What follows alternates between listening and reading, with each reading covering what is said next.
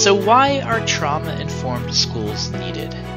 To best understand this question, we might start with a quick self-reflection. Take a moment to list on a piece of paper all the things you did for yourself yesterday. Did you get some rest? Did you have the opportunity to eat or cook for yourself or someone else? Did you have the opportunity to get outside for some fresh air? Did you write, draw, or read? Did you have the opportunity to cuddle with pets or spend time with family? When the rains come down heavy, many of us have the opportunity for self-care. We have the opportunity to regulate our emotions and take refuge.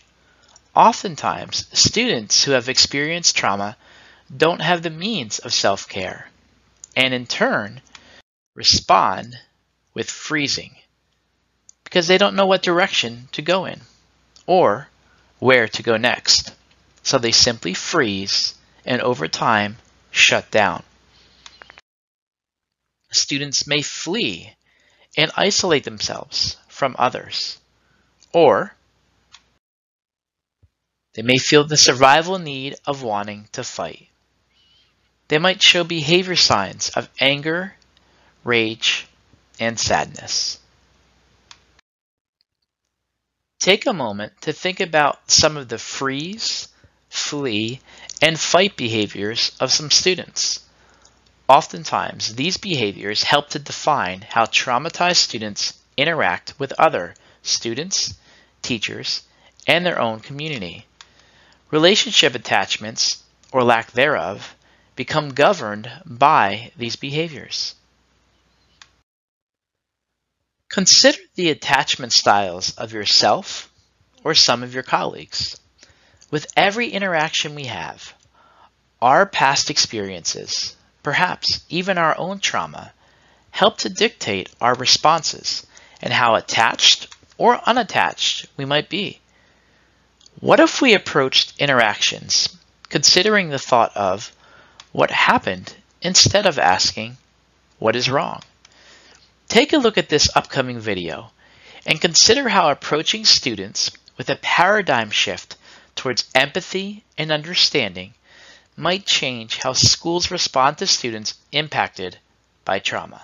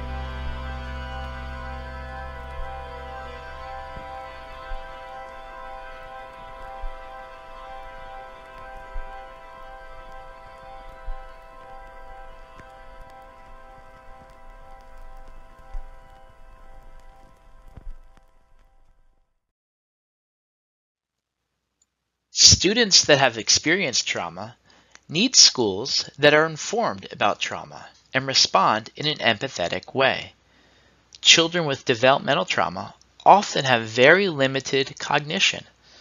Trauma impacts children in every school, in every classroom, every day. It impacts the body and emotions.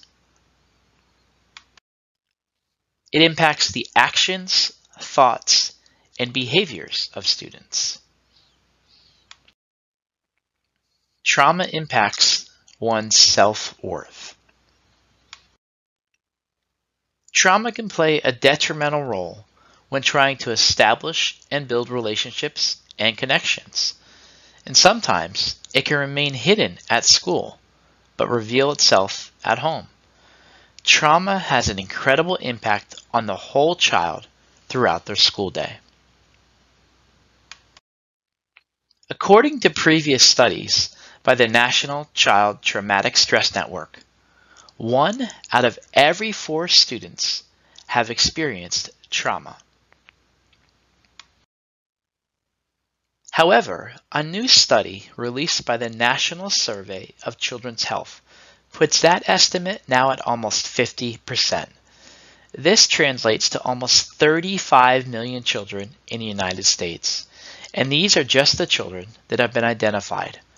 Children with extended exposure to trauma, such as family violence, physical, emotional, or sexual abuse, separation from a primary caregiver, poverty, divorce, witnessing substance use, and/or a family member's incarceration, all might contribute to the impaired neurobiological development of the child. Research shows that when children are impacted by trauma, their brain develops differently. Developmental trauma causes atypical development of important limbic system parts like the amygdala, hippocampus, and prefrontal cortex regions, which are necessary for emotional control, language development, memory, and cognition. Let's consider the executive functions in the frontal part of the brain and what students need those executive functions to do while in an academic setting. These functions are needed to plan, organize, set goals, follow multiple steps, pay attention, adapt to a situation, self-regulate, maintain relationships, comprehend, and memorize. Brain imaging and scans now have the ability to compare how trauma impacts regions of the brain.